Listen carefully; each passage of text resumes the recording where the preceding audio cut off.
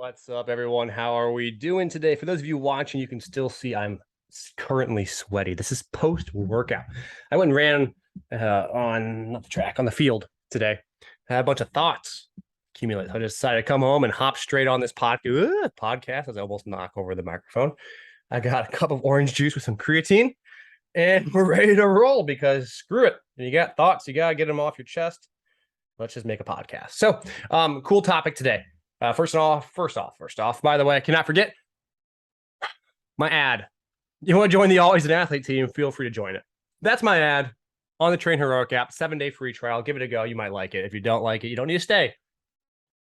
All right, well, I'll keep my ad short and sweet today. So let's talk a little bit about some things I've learned as I slowly sip on some orange juice here. Excuse me, as you guys were watching this back. The thing I'm posting on YouTube, all the creatine is at the bottom of this orange juice here. That is disgusting. I just picked it up and have a drink. I'm filming myself.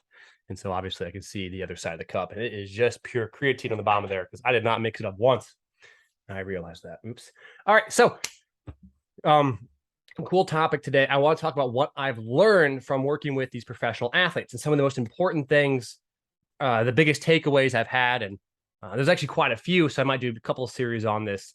But today, it's a perspective thing. It's really changed how I view training. And as I get talking about it, you'll understand where I'm coming from.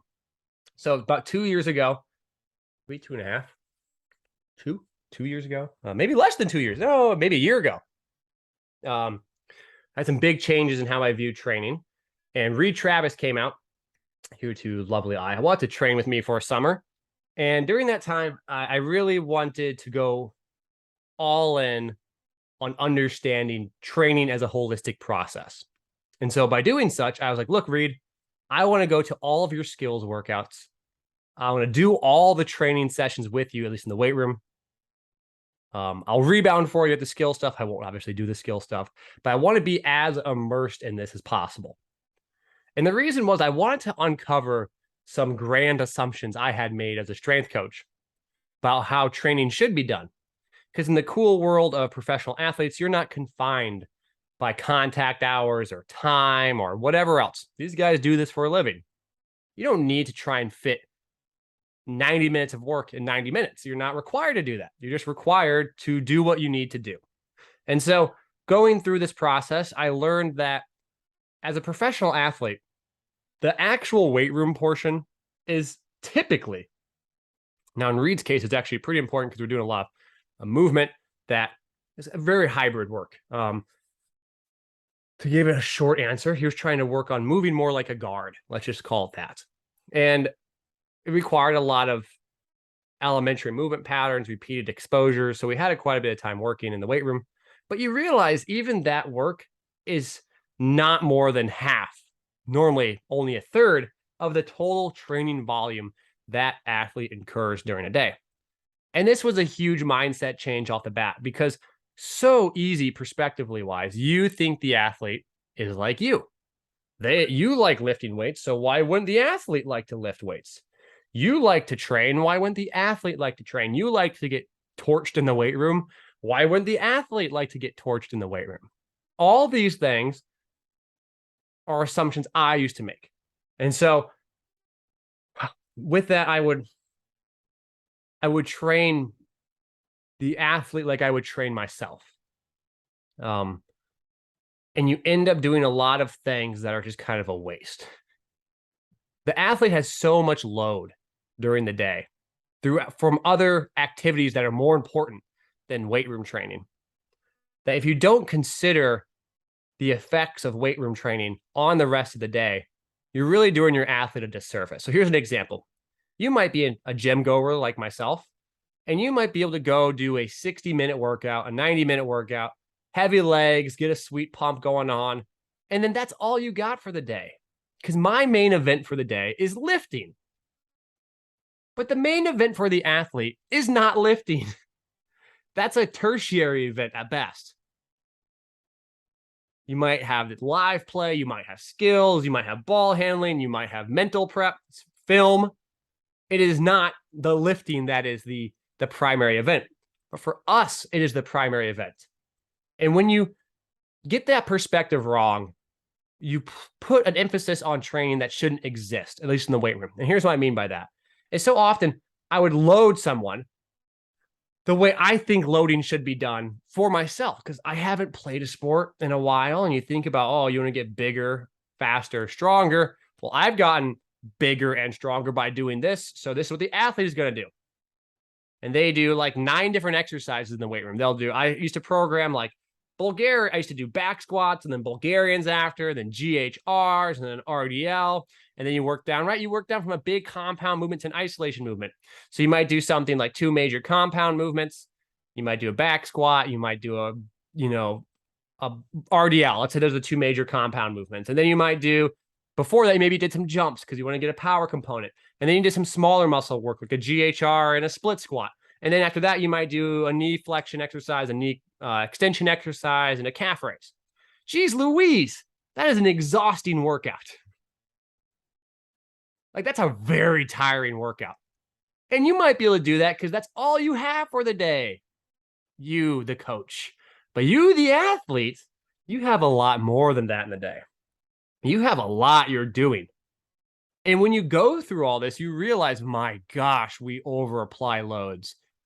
We overdo it time and time again. An athlete should not be sore. They don't need to be tired. They're going to be tired because they have a bunch of crap going on outside of the weight room that's way more important. I'd rather have them be tired from the skill work and their shooting and stuff than the weight room. Another thing is, I ask myself, why am I doing all these exercises? What's the influence? The influence is typically from a bodybuilding, powerlifting realm. It's never from the athlete realm. You're always doing 2 major compound movements because someone told you should do 2 major compound movements. Like, who's to say that the back squat doesn't work the glutes enough that you have to do an RDL? Who's saying that?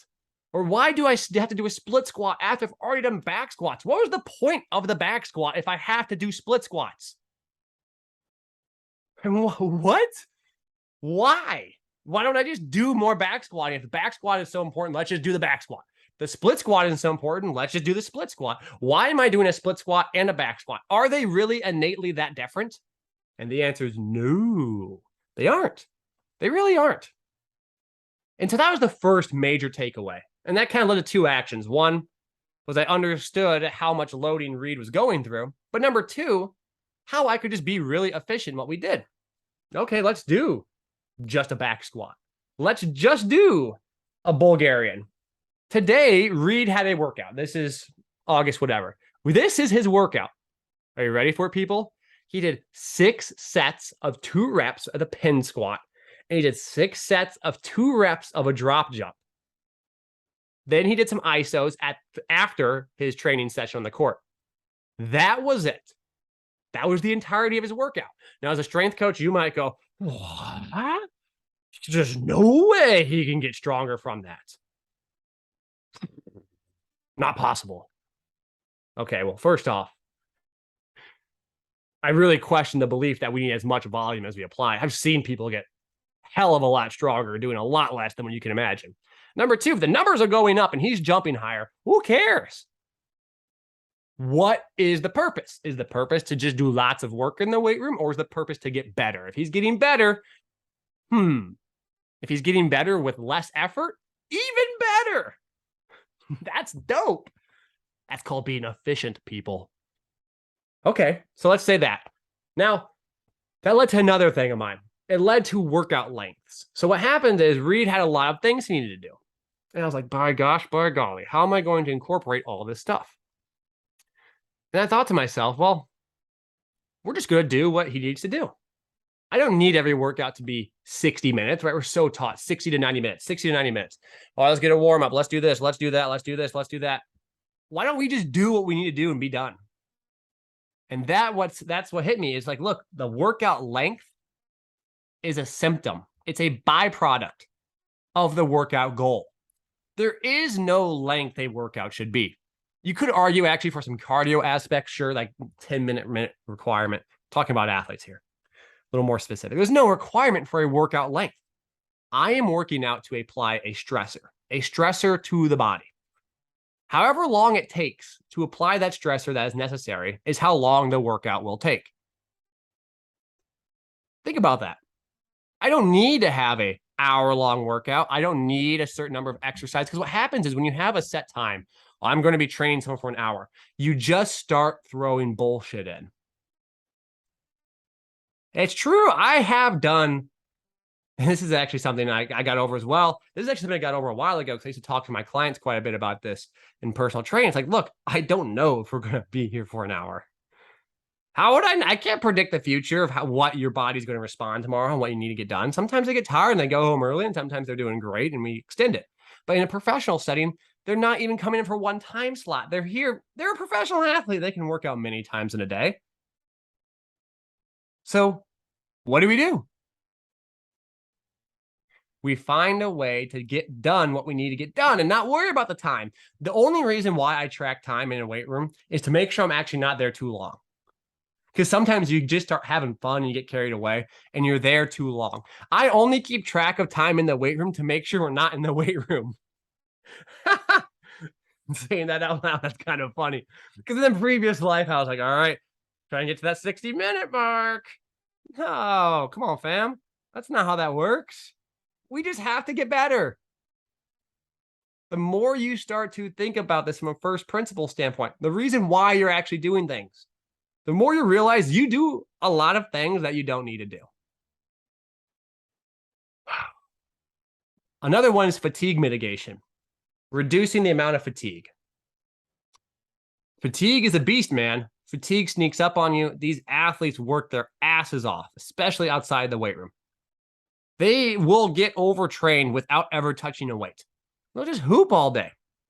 Knowing that, I have to be very careful with my loading in the weight room. And this is, again, coming back to that efficiency thing. I cannot just do random exercises. I cannot apply random movements. I cannot have random training stimuli. I don't need to do a back squat, a split squat, a knee extension, a calf raise, a GHR, slide board. Oh my gosh. That can push you to the edge without ever playing the sport. But if you play the sport and do that, man, you're walking a tightrope. It's like we don't think the sport actually prepares the body for anything. Playing the sport gets the body ready to play the sport. Playing the sport is tissue loading. If you were the coach, the strength coach, and you were told that this athlete is going to do 3-4 hour workouts, and you could only control one of them, would you really keep your workout another hour long? Or would you be like, look, we're just going to do exactly what we need to get done because I know you're going to do this other 3 hours of work. So my fourth hour, that 1 hour lot I have, we're just going to do what we need to get done. And we're going to look at fatigue and be careful about fatigue because fatigue creeps up. Fatigue is not linear. Fatigue is accumulative. You know that. You're listening to this. You know that you've traveled before. I know you've had a night out. It's not the night out that gets you. It's 4 days down the line. And you're like, shoot, I am tired. It's the accumulation. Very rarely is a single acute spike in loading going to manifest itself in large systemic fatigue. However, during finals week, it's not the first final that gets you. It's the last final. By that 6th day of test, you're like, geez, Louise, I am gassed. It's accumulative, and it's typically exponential from what I've observed. It's not like, oh, I'm a fatigue level of 1 and then 2, and every day is just an add-on. It's 1, then 2, then 3, then 4. It's like 1, 1.5, 1.7, 2, 2.5, 6, 7, 9. You're sleeping on the couch now. And it makes sense because a lot of your hormonal responses in the body are curvilinear. A lot of things in the body innately are curvilinear just due to the fact that you're a system, and the system operates by sacrificing different areas. The minute a node breaks, you can think about it in terms like you guys have probably seen the movie Chernobyl or something. We have system failure. One thing goes down, everything just spins into chaos. That's kind of how your body works. It's like a house of cards at times, and it's just hanging on for dear life. There's a Simpsons reference of that where Mr. Burns goes to the hospital, and Mr. Burns, the doctor goes, "Oh, Mr. Burns, you have every disease." He's like, "What do you mean?" He's like, "Well, imagine this." He takes all the door and he has all these little funny like beanie baby diseases, and he shoves them all in the door at once, and they're all stuck. And he goes, see, like no one disease could take over because they're all competing over each other. And Mr. Burns goes, I am invincible, and leaves. And the doctor was like, no, actually, a single breeze could be enough to send you into chaos. And that single breeze could be that single workout sometimes for an athlete. Right? It's never just this linear marching ground to fatigue. If it was linear, it'd be so easy to avoid.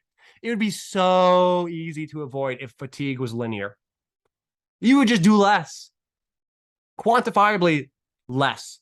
Like if you did a level 8 workout and you have a level 8 response and you're tired, and you know every day you recover 4 points, so next day will be a 4. I could just recover one day and I'm back to a 4, and the next day I could just do like a 2 and I'm back to a 2 the next day because it's -4 again because we were at 6 because of 4 plus, you get the deal. And we get 4 plus 2 is 6, then -4 is 2, then we do blah, blah, blah, blah, blah. You get the idea. I don't need to go down the path of a shoddy example. It's just not linear. It'd be easier. It'd be really easy to understand fatigue. But it's not, because it's controlled by a sympathetic branch of the nervous system at times, because you can have basically an overriding system of your autonomic nervous system saying, screw it, we're getting through this. And then it pays the piper down the line kind of deal. So these are all things I've understood and learned from working with these professional athletes. It's been so eye-opening. It's really made me question lots of my previous training methods. And it's really helped me in my current training methods, because it doesn't make you question in the sense, I'm going to sit here and ponder the philosophy of training. No, you go out there with an open mind. I feel like, what is it? Darwin went to the Galapagos and looked at all these different animals, and that was an eye-opening experience. And he started drawing these pictures of birds and stuff and how they adapted for specific reasons. He went there, the scientific mind, for acute and chronic observation. And that is how I feel at times. Yes, I just equated myself to Darwin, I guess. It's probably not an accurate equation. I'm not that whatever. It was like equating yourself to Newton or someone. Just the point is, you want to have an open scientific mind and go and try and understand the world of training, not just through one specific lens, but through many different lenses, and really come up with questions that are sprouted by observations that are conflicting. Like a conflicting observation was how much work Reed was doing outside of my lifting. I was like, oh my gosh, this is a lot. I was tired just rebounding for him. I can't imagine what he feels when he's working out. And so time and time again, I come back to that. And the big takeaways are, don't make time be the goal. Make the goal be the goal. When you do the goal, you're done. Don't waste time. Don't make up exercises. Do what you need to do. Understand the specific stimulus. Fatigue is accumulative. It is not linear. It's typically exponential or some sort of function that is not linear. Otherwise, it'd be way easier to manage. Challenge yourself with thoughts and ideas. Challenge yourself through a scientific mind of observation, and then break it down to first principles and really understand why and what you're trying to do. And then again, this trickles down to like the exercise example I gave. If I was doing back squats, why do I need a split squat? Is the back squat not good enough? Do I really need to do all this stuff? I need to do what I need to do. I need to find ways to mitigate fatigue. So that's the structure, the organization, when we train, how we train, length of training, meals in between training, getting out of a sympathetic, re-entering a sympathetic state, all these type of things. Find ways to take a break. You don't need to do all of your training load in a certain block of time. You have all day. Stop thinking about training in hour sequences. Just think about training and balancing that training relative to fatigue and readiness. Then it's a continuous spectrum. It's a continuous process. So those are my big takeaways. I want to share them with you. There's also a lot more, by the way, that I didn't dive into, that I will share another time. More the psychology of some of these athletes. They all want to work their asses off. They work really hard. And I think it'll be an interesting discussion to have there. How meticulous they are, how professional they are. But for today, I just want to talk a little bit more of the training side. So I hope you guys enjoy as always. I appreciate you all. Take care. Peace out.